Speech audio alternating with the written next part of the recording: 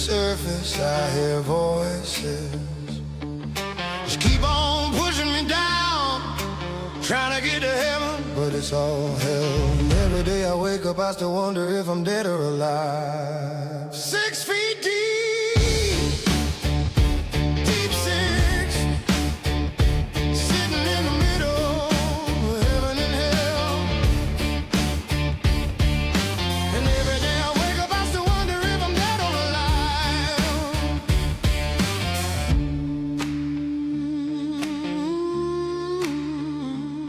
You know I'm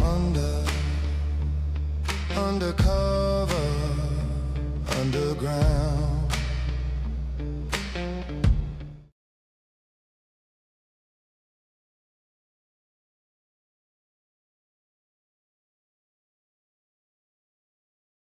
Master's twirling this key.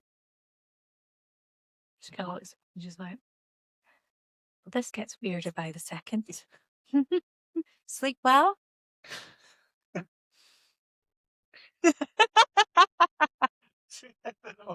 He's just woken up, by the way. I know it sounds like. Oh, it was a question. Well, what's so much information.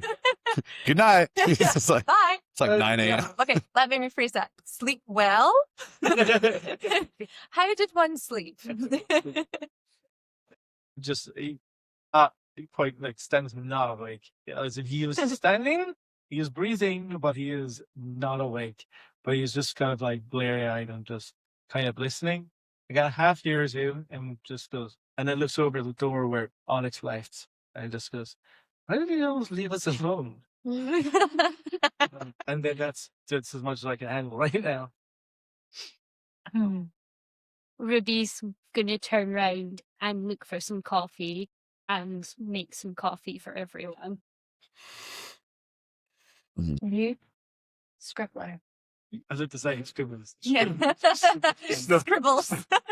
Still just scribble right now. Mike's just thinking about which man is it. So, but I do not want to be rude, but who are you people? The biggest question asked thus far. It's just like, crying money, thought I do. Big man. And the Master's just going to go, Small man. You forgot to add creepy to that. Sometime in the early afternoon, Alice pokes her head out of her workshop. She says, "Don't forget the dead drop." What's the dead drop? What is the dead drop? Oh, right. Yeah. She said, "Well, there are two. One upstairs, down the alleyway, third lamp on the left. Can't miss it. The other one is on the other side of the city, at the in the markets. But we won't need that one, hopefully ever."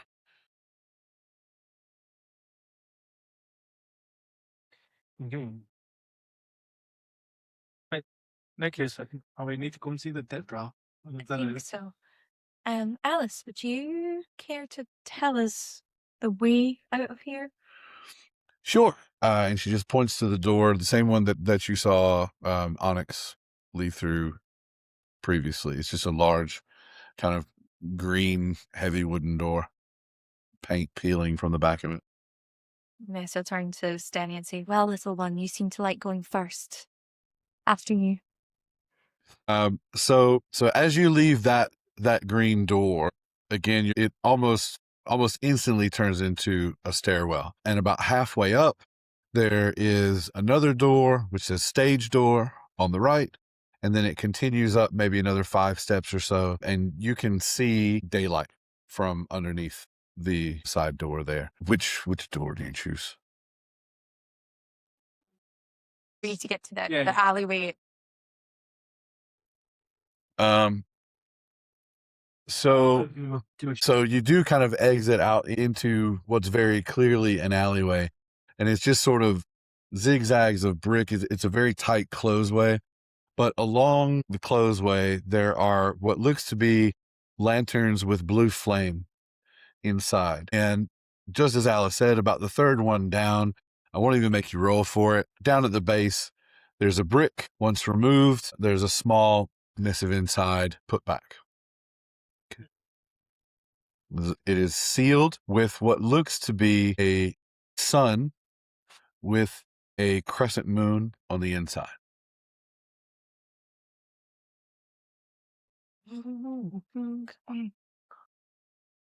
As I pick it up, I don't even just he picks it up and looks at it, and he just, I guess it appeals to your knees.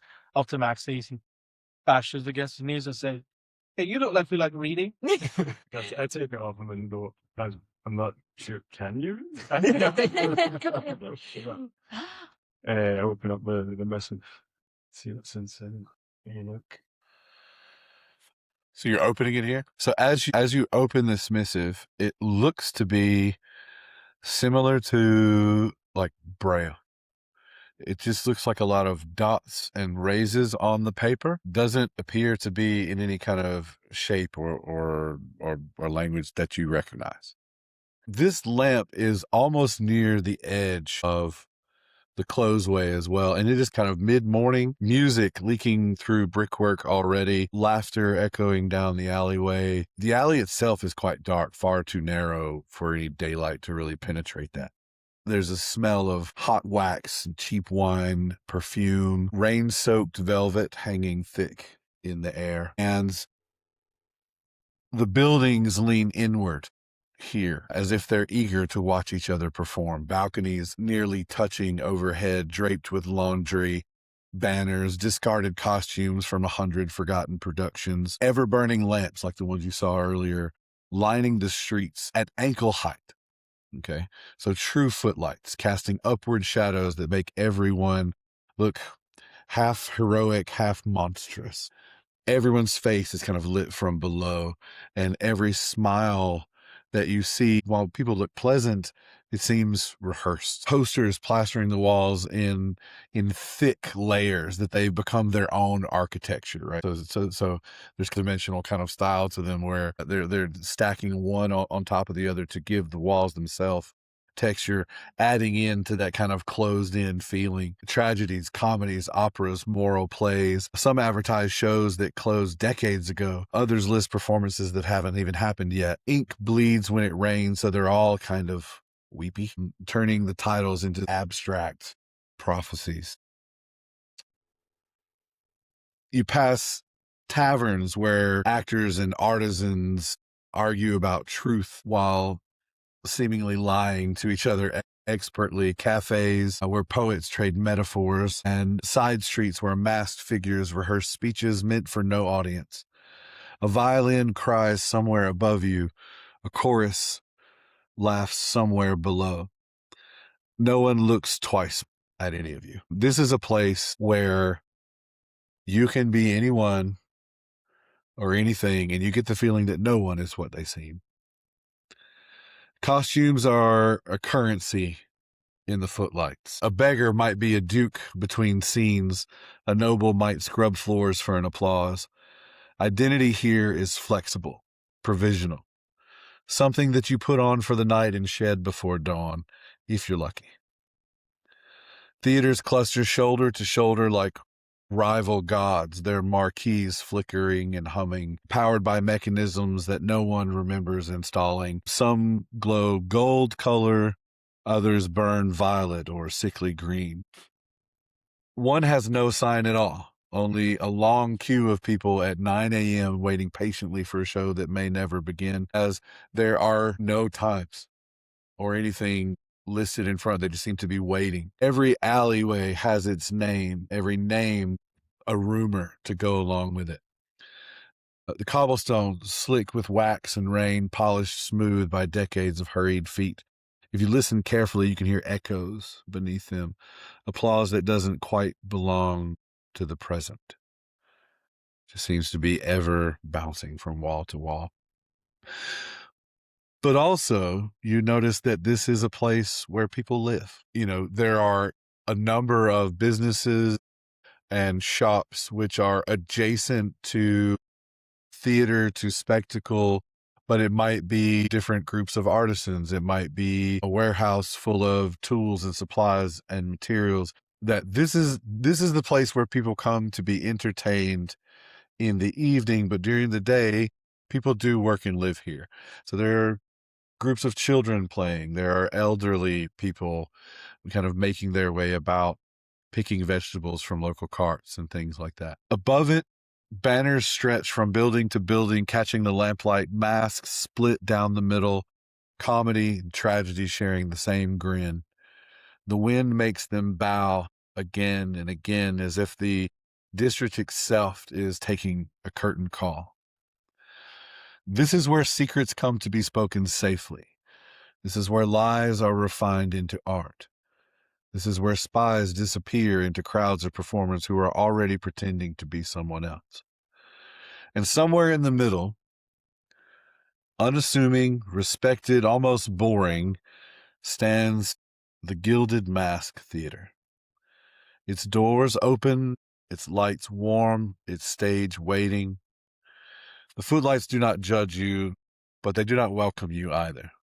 They simply make room. And the city watches. So you are free to explore as you wish. The stage is yours.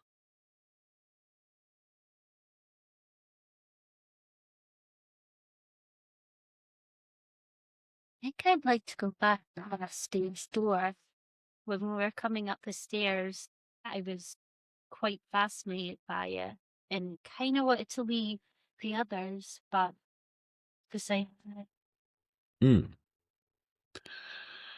Okay. So you head back towards the stage door. What are the rest of you doing? Mac is trying to figure out what this means. Like, he is just racking through his head, trying to think of weird ancient languages he might have come across, or different ciphers of things, and just he's got like a little quill, just trying to like scribble things.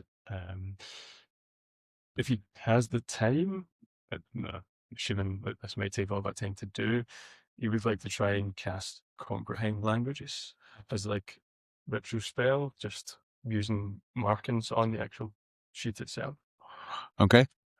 How long does that take? So I think it's a ritual that's 10 minutes to a ritual Okay. cast it. And do you need components? Is it somatic? So components would just be a pinch of soot and salt on it. Okay, soot is easy to find. Pretty much everything in that alleyway is caked in it. It does say this spell doesn't decode symbols or secret messages, so I try.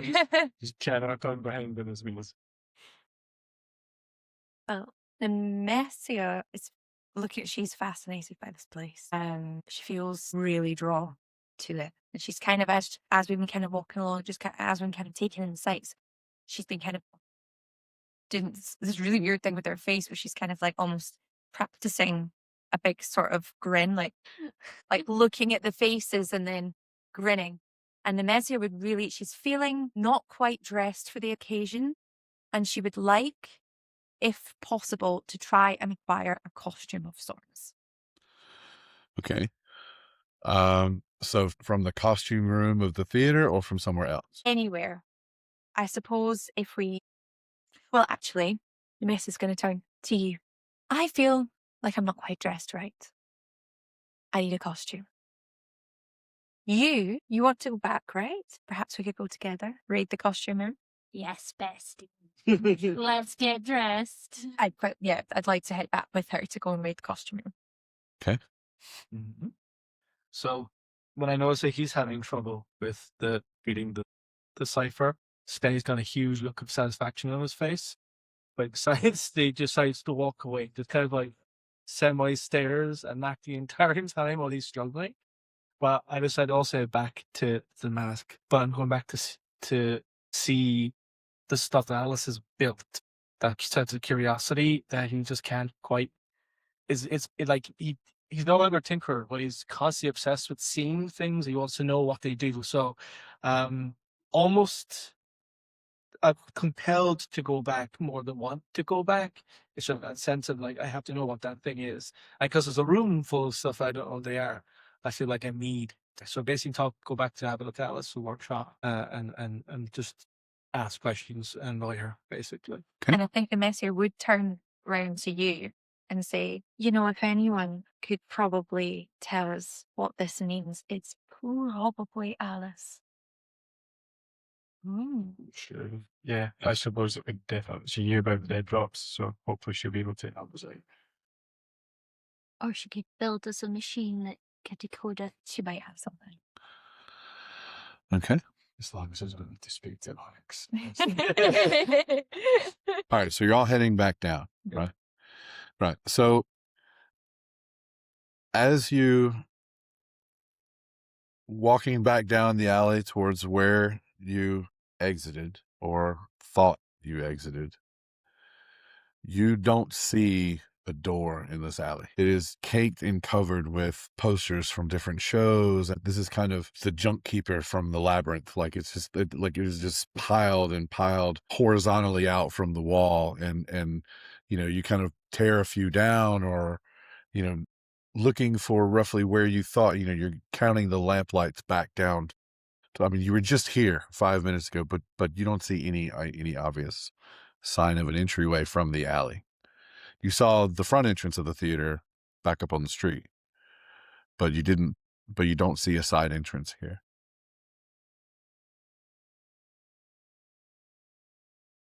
Maybe the key doesn't work the way we think it does. I think the city may have a mind of its own, and we may be being compelled to go and watch a show. Oh, And she's kind of thinking about, the fact that we saw then, I guess, the entrance to the front entrance to the Gilded Mask, and am I right in saying there was people waiting to go in and watch something? Is that? No, that was a different theater. That was a different. The door to the Gilded Mask was standing open, and people were kind of milling in and out about it, but it looked like people who worked in the theater. There doesn't appear to be anything on just now at the theater, just people there. And that key that you have won't let it in this entrance that we came out of in some way. I mean, if we can find it, because we can't see the entrance, right? The entrance is kind of gone. Is that right? It's all papered over and everything. So can we go through the front and access where we were, or do we have to go through the back door? You've never been there before, so you don't know. Yeah. I mean, right now you don't see a door, so Okay, well, we'll go through the front. okay. the bunny speaks wise. All right. So as you enter the theater, it is a very beautiful but small and aging theater. There's a lot of kind of brass, which is turned greenish, or oxidized tincture to it. But that itself gives it its own kind of dark but shimmering personality. The seats are kind of red velvet. It is an old school theater in that all of the lighting seems to be actual flame. There's no, while you've seen several elements, particularly in Alice's workshop, you've seen several elements of kind of clockwork or mechanical means of lighting for sure, but here everything seems to be running off of these same kind of, not the blue ones like you saw outside, but just a variety of different colored flames, which you would assume could be adjusted in some way to light the stage however you would want. There doesn't appear to be anybody in the audience area just now. There's a couple of people out front in the lobby just kind of sweeping up, and the stage is open. There's a large, what looks like scene of some grass and hills there, but that's all that you see. The almost immediately behind the scrim, or behind the major backdrop, is just a flat brick wall. Like there's very little backstage area. There's a fly system up above, but it's quite rudimentary, quite simple. You got 10 lines on the right, 10 lines on the left, and they all meet in the middle in terms of raising and drawing curtains, that kind of thing, or changing the backdrop. Can we access the stage, or is there like a deep orchestra pit? There is kind of an orchestra pit out the front, but it's only, maybe a single step recession down in front of the stage. There are a couple of instruments and stuff set up there, or chairs left there from the previous performance. What do you guys think about climbing onto the stage?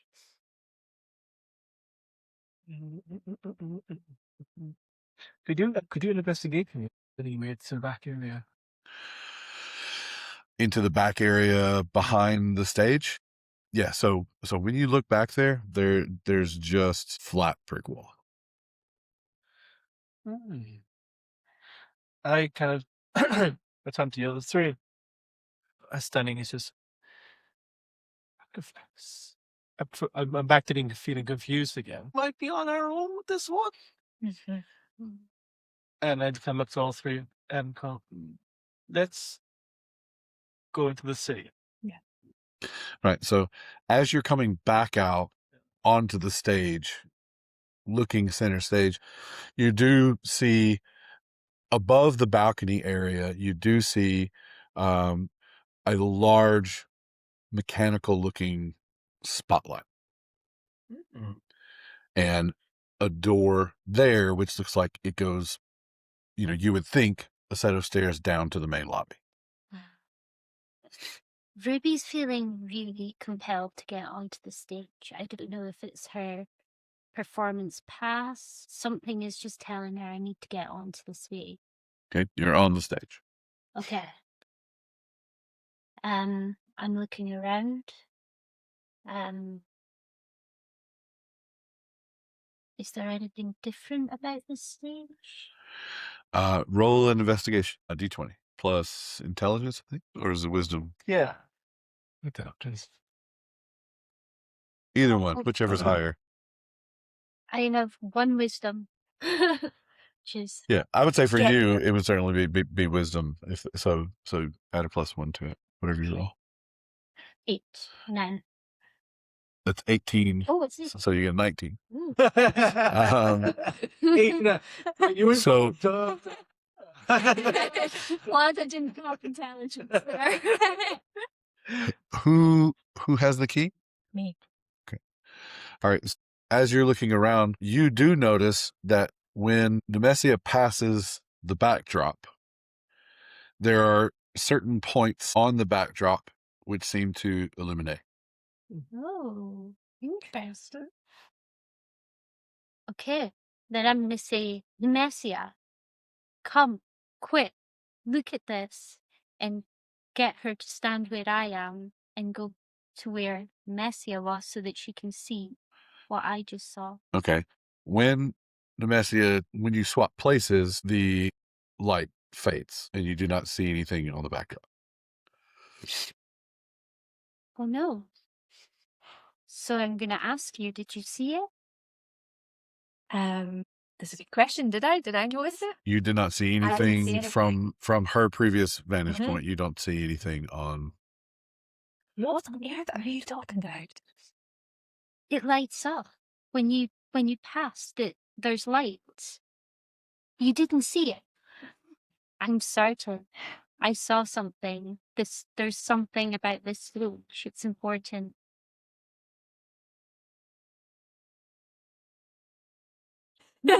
What if we shone the spotlight on it?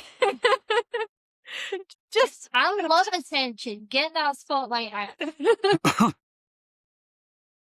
is there like a lever? Is there a way of us like kind of maneuvering the spotlight to change where it's shining, or? Yeah. So we'll cut to the chase. You can go back around and get up to the spotlight. Yeah. Who is going to the spotlight and who is staying on the stage, if anyone? I think we should stay on the stage because you saw the lights and my movements seem to trigger it in some kind of a way. Your legs are very small, so long, so short. So it's going to take ages to get there. I think. So you said your legs are very small. Lol. That's not low. Run up. You can move the spotlight. I'm humoring with you. So you get up there, and it is this large, very ornate spotlight mechanism with a candle in the back, which is already lit, and there is a metal frame. And beside the spotlight, there seem to be a number of tin plates.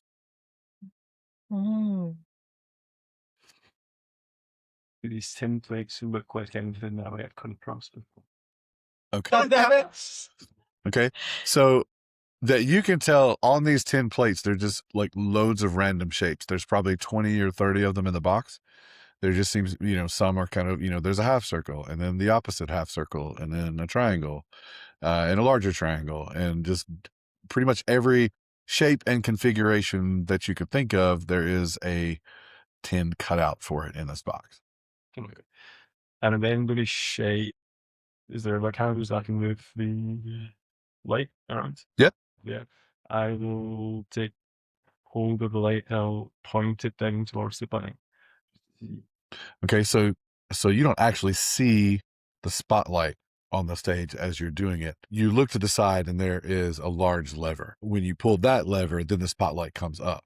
So it becomes obvious to you at that point that whatever they were seeing as far as illumination was not from the spotlight. I have a question. Though, was there one with a cutout that looked like a sun with a crescent moon inside? You would need to ask the only person in the room.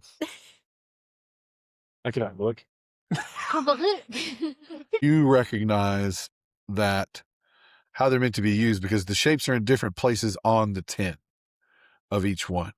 And so that you can stack them and create pretty much anything that you want to create with these shapes. Put it into the spotlight and it will portray it onto wherever you want to aim the spotlight. Assuming this is what Ruby wants, is the image of the message that we had Yes. to then put that in front of the spotlight. Yes. Right. So there is so you put the actual missive in front of the spotlight? No, not the missive, but like the tin plates themselves kind of stack it so that would portray the picture of. Okay. So you very easily find the shape of, a ring of triangles with a larger circle and then the crescent moon on top. So those three together would almost perfectly recreate what you see because you have the missive as well. So you can actually see that in the seal on the missive as well. It's exactly the same. And it is now blaring on the backdrop. Did that work? I'm looking at it. Do I see anything? You see a bright light. It's kind of watching from like halfway back to the CJ's here. Head towards the light, buddy.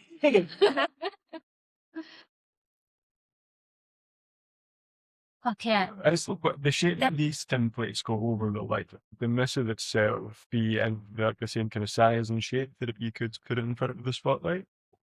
Oh, let's do that then. Yeah, cool boy. Let's do that. I just realised something. If the spotlight wasn't on, where was the light coming from earlier? So I went to ask Matt, where's the light coming from? Can you see anything? No, I can only see. So I can't see down onto the stage. So I can only see. No, you can see everything from your perspective. Yeah. Where is everyone standing right now? Those that are down on the stage. Sort of center stage. Dead center stage. Dead center stage. Okay. Kind of towards the backdrop, I suppose, because she mentioned that when I went past the backdrop, that's when she saw these lights. Right.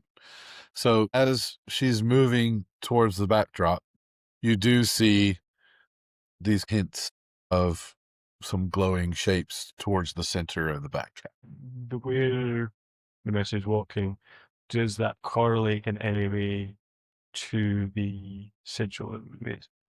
Like it's not like, so like doesn't Not that you can tell. Triangle or there's all like that. There's a bit of a shape over in the top right-hand corner, a bit of a shape in the top left, something down towards the middle, but nothing that would seem to connect. They're not in any way the same shapes that you put in. And they're nowhere near the same size either.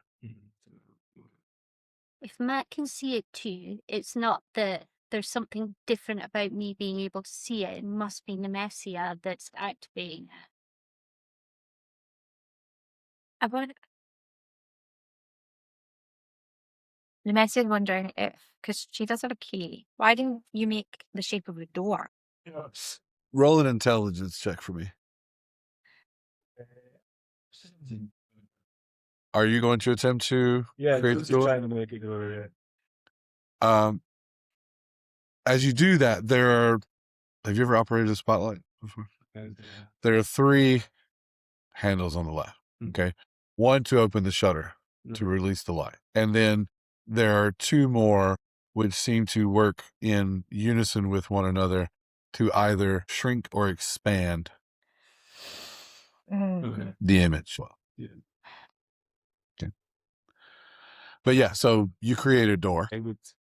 Can I then, if I can shrink or expand image, sort of shrink it down to be door size, as opposed to just a giant projection of it? Yeah. So there is a door-sized light now shining on the backdrop. Message just goes, Matt, you're doing great. What the fucking check is that? Performance, maybe? Or see, there needs to be a crafting ability check. So I'm gonna fucking make one. Crafting ability check. Roll a d20 for crafting. Fucking- Okay, go on. That's a straight roll, just be a 9 then. It's like a value strong.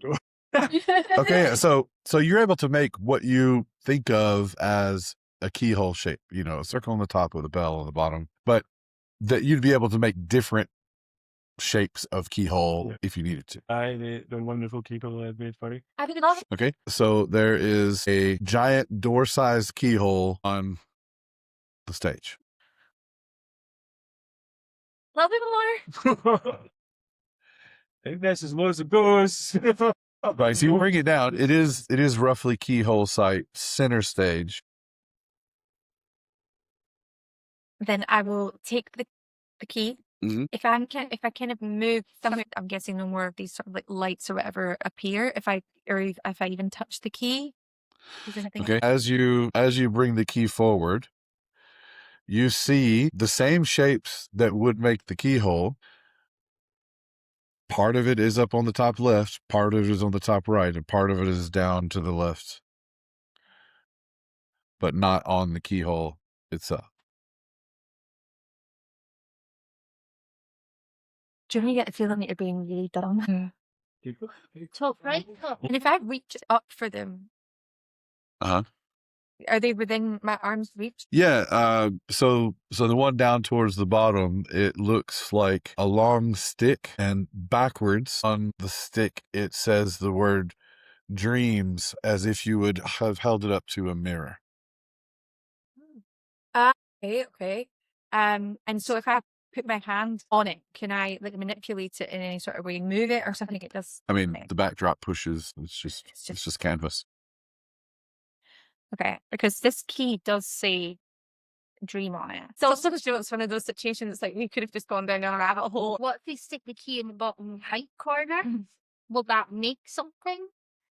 Will it complete something? Keyhole is what you made. The key seems to be illuminating 3 points on the backdrop. Oh, the actual key. Right, okay, so the keyhole that we've made is a good thing. What we need to do now is so the keyhole that we made with the light is good. That's good down there. But now we need to move the key from the corners through that thing. So we need is the like move. Yeah. Yeah, well, that's what I was thinking. It's not sunken stuff. I want to see what the other 2 lights say on them. Mhm. How can I get up there? Is there You can see them. They don't say anything. One looks like a half circle. The other looks like the bottom half of a circle and part of a shaft. Yeah. Okay. So it's just that book. It's just this broken up. Yeah. What if we were to move the keyhole? I mean, like you just humor me because logic tells me that if the keyhole's just right there in the middle, that's probably the right place for it to be. But just as a thought, if we were to move it, because obviously it moves with the spotlight to kind of be on the, and maybe that will move each piece like a magnet almost and move them together. Do you know? Do you know? Wait, yeah, okay. Let's try that. Yeah. Go to that. So you don't want me to start with the dream side because that's like the Yeah. So yeah. yeah, and maybe try and go for that, go for the middle piece thing Yeah. at the end, and see if that brings them all together. Okay, so one by one, you move the spotlight onto the luminous portions of the backdrop, and nothing happens. Fuck. Is there any? It's obviously like weird project. There's no sign of where these lights are coming from. Like there's no. No, they seem to be from behind the backdrop. Can you guys look behind the backdrop? Have a look behind the back. Yes. Okay, roll investigation. A 2. Fucking backdrop. Sure. Yeah. I get up. I'm so fucking pissed off. I run up the steps and stop. And I'm really cranky. And I just look like that. So when you look behind, you just see the flat wall there. There's no lights or anything, shining a light from behind. When you, Stenny, go and look behind, what you notice with a 19 is that it's not one backdrop, but it's about 10 different ones stacked on top of each other and running up to the fly system, all connected to different ropes coming down. And there's 5 levers on one side, 5 levers on the other. Right. That sort of like which bit can use on what backdrop. But I'm together. That makes sense. You're welcome. Holding the key. Me. Okay. As you move, you're going to the lever. Yes. As you go to the lever, the luminous portion is dim. So Okay, we you should stick switch. Yeah. So I'm going to stand by the keyhole, presumably, and then you guys are going to move. Okay, so you're going to lever, you're staying by the spot, and you're staying in the middle stage. Okay? All right. So I need Stenny and Ruby to, what did I have you roll? Crafting. Let's call it straight 20. Okay. So on your 17, it seems that the levers on your side, they're not one solid backdrop. They're 3 partitions. And they, as you begin pulling and shifting different levers, they begin to move and overlap one another. Yours seem to adjust height. Okay.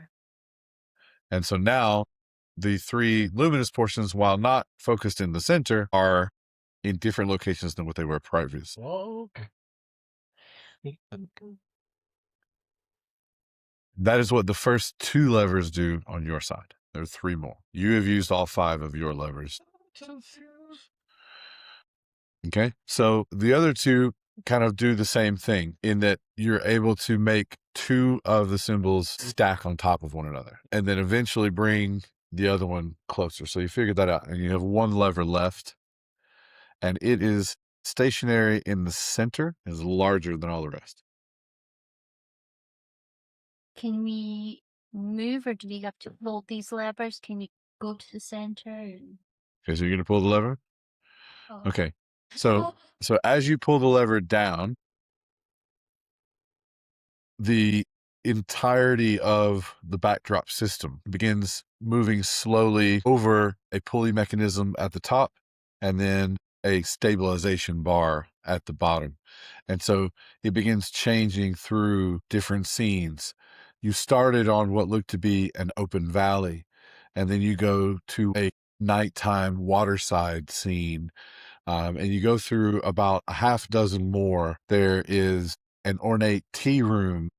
There looks to be a gallows. There is a backdrop of a lush velvet curtain to match the curtains of the theater. And then the final one that you rest upon is a large, ominous stone castle work with a large door in the center, which now lines up with your keyhole, which is illuminating. Okay. Did we in his pooling? Did we put the parts of the key, the glowing parts of the key together? Have we achieved Yeah, that? so- Yeah. Okay. So Cool. there's a glowing keyhole at the place where a keyhole should Right. be, in the front of a big ass On that. door of this castle. You're judging me so hard right now. He was thinking that we'd have a bit of foreplay first. And then she takes the key and she goes and she sticks it in the keyhole. She do. And she elegantly turns. Okay. And so with a loud and heavy click, the door then swings open and you see the green room with the kettle still whistling as it did when you left. And Alice pokes her head back around her shop door and says, "If you're not fucking left yet." And that is where we will end the story for the How about you use an old door? My goodness. Oh, Let's see. puzzles, eh? And that brings us to the end of this episode of Daggers and Drams. Thank you for spending your time with us, whether you're listening on your commute, painting minis, or rolling dice at your very own table. If you enjoyed the episode, please consider liking the video and subscribing to the channel, or following the podcast wherever you listen. We'd also like to give special thanks to everyone who helps to make this show possible. Your support means more than you know. If you want to keep up with us between episodes, you can find Daggers and Drams on YouTube, Instagram, and other platforms. As always, thanks for being a part of this journey with us. Until next time, pour yourself a dram, roll your dice, keep on telling great stories. I still wonder if I'm dead or alive. 6 feet deep. Deep six. Sitting in the middle of heaven and hell. And every day I wake up, I still wonder if I'm dead or alive.